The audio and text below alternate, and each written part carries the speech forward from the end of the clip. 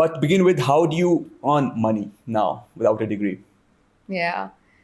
So how most of the people earn money, two things. They either do a job or they start a business, or yeah, those are the only two ways, right?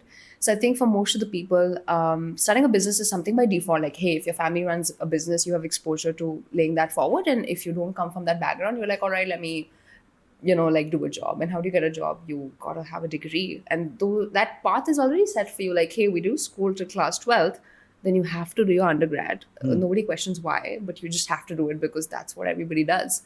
And you do your undergrad and you realize, wait, I can't make as much money as I need. So you decide to do your postgrad. And the numbers that I looked at, when I was 16, was seeing the trajectory where people usually on was like they would do the undergrad, they would start making 30K, and then they're like, wait, that's not enough. I think I need to do postgrad to level it up. And they start earning 50K. And they're like, wait, I need to do an MBA so that I can make 75K. And by that time, you're 27 years old, and none of that shit made sense to me. And more than anything, I questioned people who were teaching me. And I questioned not what I was learning, but who I was learning from. And these and I only wanted to learn how to make money, and I only wanted to learn how to build a business. And how is a teacher who was never fucking ever built a goddamn business teaching me from a book that's written in 2008 going to tell me how to do that? It just, nothing made sense and nothing added up. So, and the reason I even questioned it in the first place, I think that's where serendipity plays out, is where, I was bullied in school by my teachers. So from a very young age, I had lost a lot of faith in the formal education system. At home, I was very grateful. I am very grateful to have incredible parents who told me a very simple thing. They're like, hey, as long as you are a good person, you're willing to work hard, nobody can take anything away from you. So I always had that core belief. I was like, and they always told me like, you're special, you do something. So that was my core belief. But I think in school, when I would not excel at my studies or whatever, teachers would tell me otherwise. And I was like, how are they judging me based on this one single metric? And you can't judge a fish by its ability to climb a tree. People have different ways to learn, and people have different ways to express their intellect and their intelligence. The exam also, which you're evaluated on, is about, hey, how much can I memorize? And how much I can pen down on this one specific day. And that decides the trajectory of my life. What if I'm an incredible student and I just had a really shitty day, and instead of getting a 90%, I get a 40% or a whatever percent? Like, how is this stupid fucking percentage going to define what I do in my life and what I'm capable of creating? It can't. It just cannot. I refuse for it to make it happen, right? I think back in the day at our parents' time, college education was a way out. If you're from a small city, how the fuck do you get out into something that's much bigger for you? So you get into a great university, right? Once you get into a great university, you do a great job. That path is laid out for you. And for a long time, it made a lot of sense. Today, the world is changing so quickly. What are they teaching in undergrads? I'm not so sure. And I'm not talking about the top 1% schools. I'm talking about an average school. What are kids learning? And whatever you're learning, you start becoming that. If you're not learning things that are relevant, if you're not learning things that are meaningful to you and meaningful to your context of your life, that learning doesn't make any sense because you only have so much mental capacity. So I think people really need to focus on, what do I want to learn? You don't need to focus on the output. You can have an ambiguous output like, hey, I want to make money. I didn't know how I'm going to make money. I just knew I wanted it. So I just focused on what I learned. Like, who am I learning from? The things I'm educating myself about, are they resonating with me?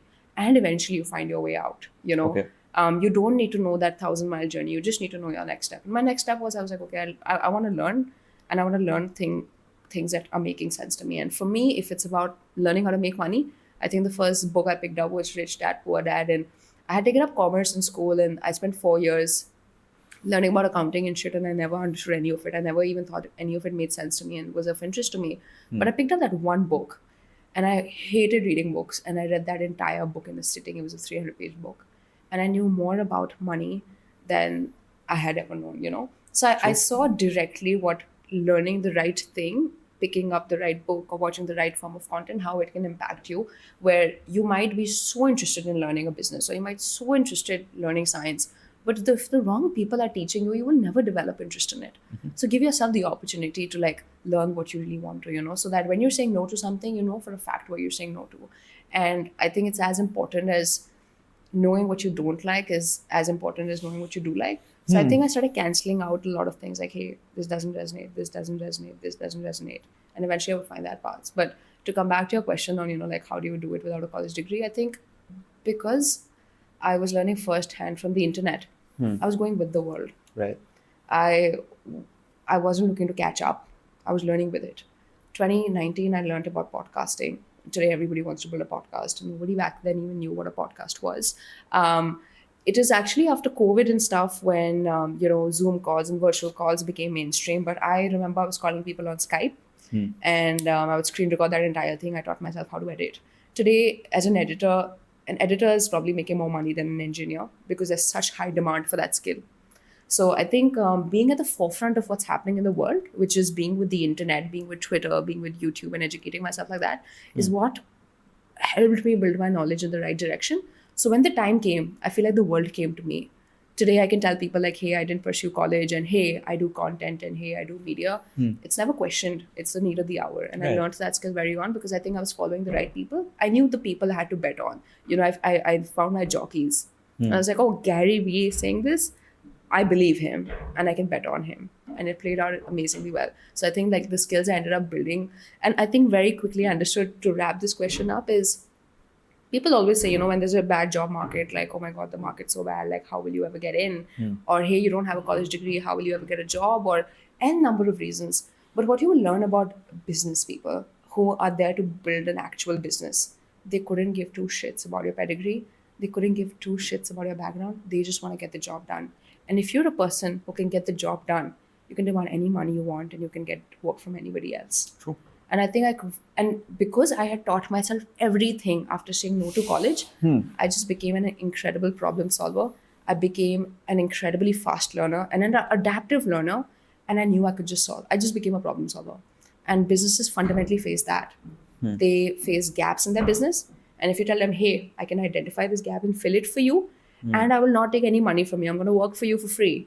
And if you like me, and if you feel like my work is good enough, every right person will bet on you. So I think gone are the days when any background matters. People just want to get the job done. And if you're the person who can get the job done, What you just watched was just the tip of the iceberg. If you're as curious as us on subjects that govern the world and our lives, you're at the right place. Do consider subscribing because the next conversation might just change how you see the world. Until then, keep reimagining yourself and know that the power of change lies within you.